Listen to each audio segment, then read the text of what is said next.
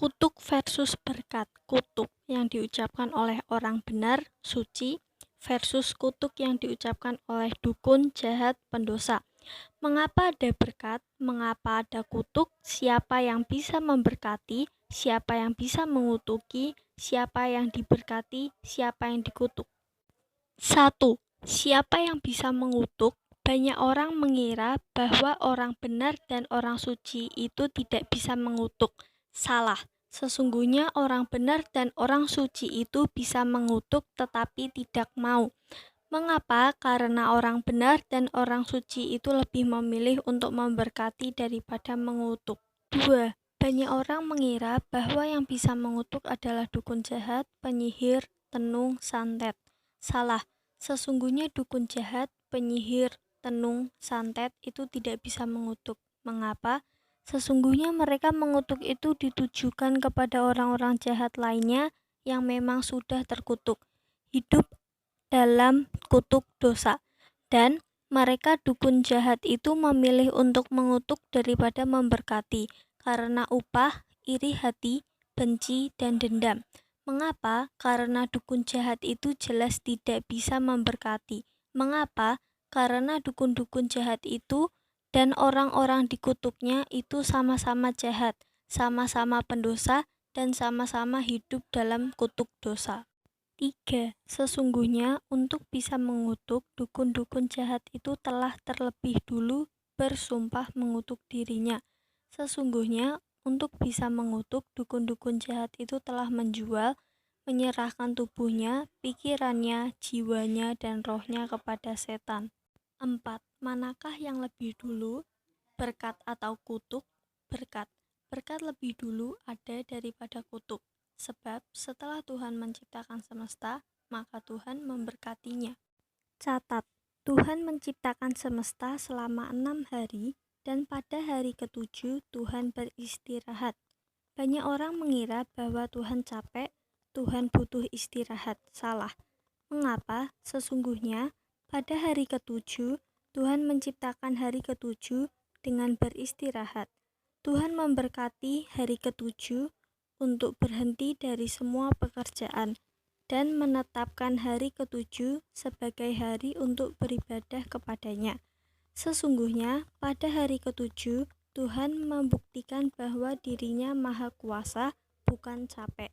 Catat, Yesus menegur dan menegaskan arti yang benar dari hari Sabat yang salah dimengerti oleh imam-imam, ahli-ahli Taurat, dan orang-orang Farisi.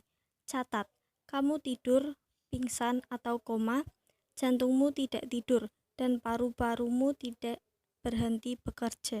5. Mengapa ada kutuk? Alkitab menjelaskan kutuk ada pertama kali diucapkan Tuhan kepada malaikat terang yang telah menjadi sombong dan menghasut 1/3 jumlah malaikat mengikutinya murtad kepada Tuhan.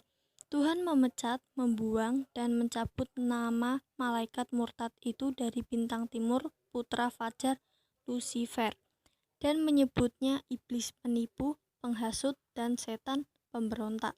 Malaikat murtad itu tidak berhenti merusak, ia pun berhasil memperdaya ular, binatang darat yang paling cerdas, untuk melaksanakan niat jahatnya menipu Hawa.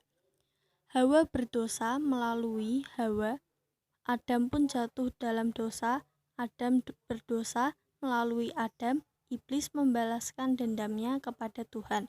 Tuhan mengutuk ular, Tuhan mengutuk Hawa, Tuhan mengutuk tanah karena Adam.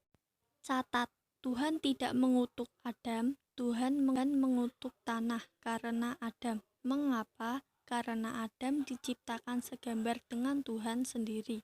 Tuhan tidak mengutuk iblis. Mengapa? Karena iblis sudah dikutuk. Sudah terkutuk, tidak bisa dikutuk lagi. 6. Tuhan bisa memberkati dan bisa mengutuk.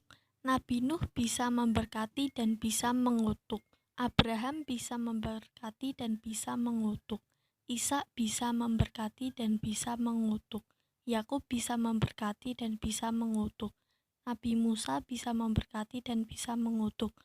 Yosua bisa memberkati dan bisa mengutuk. Nabi Elia bisa memberkati dan bisa mengutuk. Yesus bisa memberkati dan bisa mengutuk, Petrus bisa memberkati dan bisa mengutuk. 7.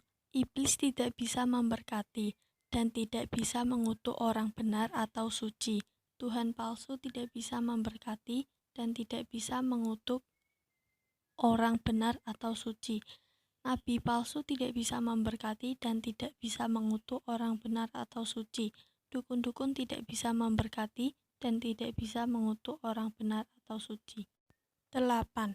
Bilangan 23 ayat 23, sebab tidak ada mantra yang mempan terhadap Yakub, ataupun tenungan yang mempan terhadap Israel. Pada waktunya akan dikatakan kepada Yakub, begitu juga kepada Israel, keajaiban yang diperbuat Allah.